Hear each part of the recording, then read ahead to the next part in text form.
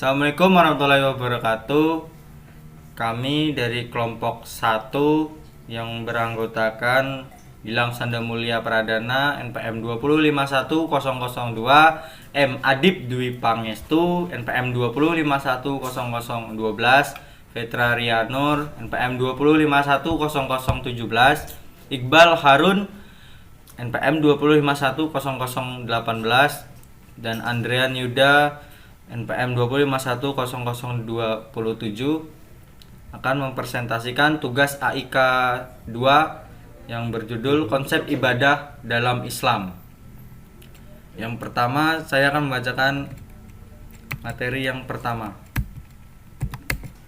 Yang pertama, pengertian ibadah. Ibadah secara etimologi berasal dari kata bahasa Arab, yaitu abidaya, budu, abdan, ibadatan, yang berarti taat, tunduk, patuh, dan merendahkan diri.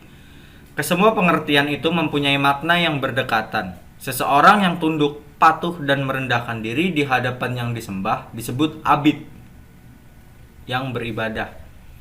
Menurut ulama tauhid dan hadis ibadah, yaitu mengesankan dan mengagungkan Allah sepenuhnya serta menghinakan diri dan menundukkan jiwa kepadanya.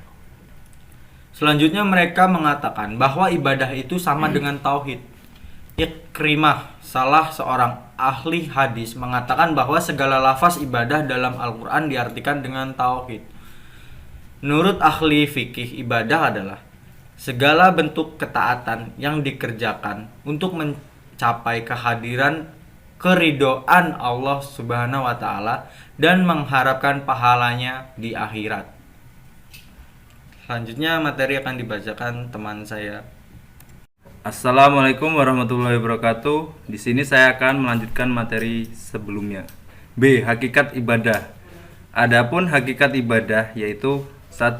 Ibadah adalah tujuan hidup kita, seperti yang terdapat dalam surat Az-Zariyat ayat 56, yang menunjukkan tugas kita sebagai manusia adalah untuk beribadah kepada Allah.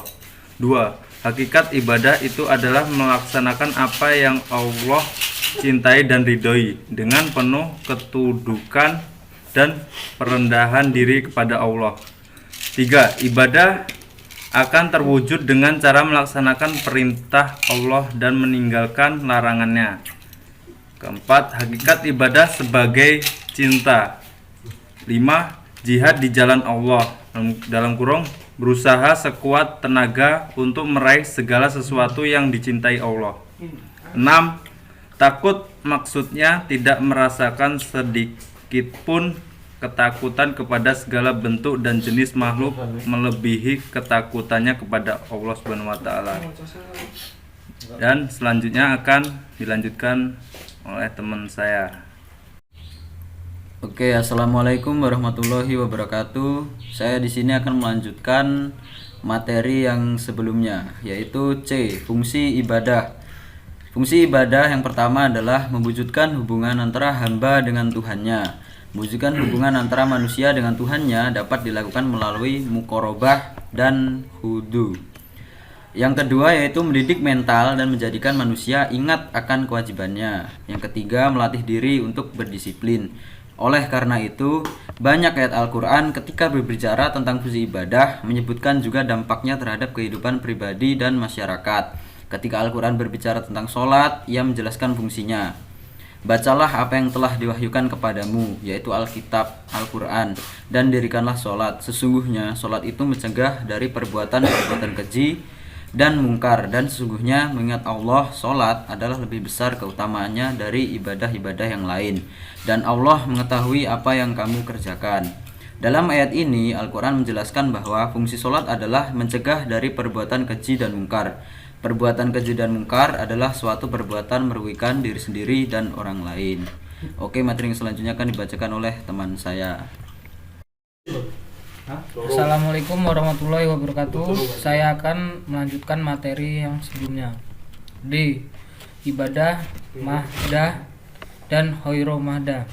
1. Ibadah mahdah ritual, yaitu segala kegiatan yang ketentuannya telah ditetapkan oleh nas Al-Quran dan As-Sunnah Ibadah dalam artian khusus ini tidak menerima perubahan baik berupa penambahan ataupun pengurangan, misalnya sholat. 2. Ibadah khairomada non ritual, yaitu semua perbuatan positif yang dilakukan dengan niat baik dan semata-mata keridhaan Allah. Teknik pelaksanaan ibadah ini secara operasional diserahkan kepada orang yang akan melakukannya dengan memperhatikan situasi dan kondisi. Dalam istilah lain dapat dikatakan seluruh amalan yang diizinkan Allah. Hikmah ibadah. 1. Tidak syirik. Seorang hamba yang sudah berketetapan hatinya untuk senantiasa beribadah menyembah kepadanya maka ia harus meninggalkan segala bentuk syirik. 2. Memiliki ketakwaan. Ada dua hal yang melandasi manusia menjadi bertakwa, yaitu karena cinta, karena takut. 3. Terhindar dari kemaksiatan ibadah, menjadikan seorang hamba menjadi lebih peka dengan keadaan lingkungan di sekitarnya, karena dia tidak mendapat pengalaman langsung dari ibadah yang dikerjakannya. 5. Tidak kikir. 6. Berkabul doa-doanya. Hamba yang didengar dan dikabulkan doa-doanya hanyalah mereka yang dekat dengannya melalui ibadah untuk selalu menyeru kepadanya. 7. Menanamkan karakter positif. Dalam ibadah-ibadah yang Allah perintahkan nampak dengan jelas dimensi pendidik atau latihan agar dalam diri manusia tertanam karakter positif, mental yang kuat dan kepribadian yang baik. Ya, assalamualaikum warahmatullahi wabarakatuh. Di sini saya akan melanjutkan materi dari teman saya, yaitu makna spiritual ibadah bagi kehidupan sosial. Ibadah memiliki dimensi keakhiratan sekaligus keduniawiaan. Ibadah dalam ajaran Islam tidak hanya dimasukkan dalam kerangka hubungan dengan Allah semata, tetapi juga mengandung dimensi sosial yang tinggi bagi para pemeluknya. Semua bentuk ibadah memiliki makna sosialnya masing-masing sebagaimana dijelaskan sebagai berikut. Pertama, ibadah sholat. Kandungan sosial dari ibadah sholat adalah bahwa sholat mengajarkan makna persaudaraan dan persatuan manusia yang begitu tinggi. Kedua, ibadah puasa. Puasa mampu menumbuhkan kepekaan sosial bagi pelakunya. Dengan berpuasa, si kaya merasakan betapa tidak enaknya merasakan lapar. Ketiga, ibadah zakat. Ibadah zakat memiliki fungsi dan hikmah ganda. Secara individu, zakat mengandung hikmah untuk membersihkan dan menyucikan diri beserta harta bendanya. Keempat, ibadah haji. Dalam ibadah haji terkandung pengalaman nilai-nilai kemanusiaan yang universal.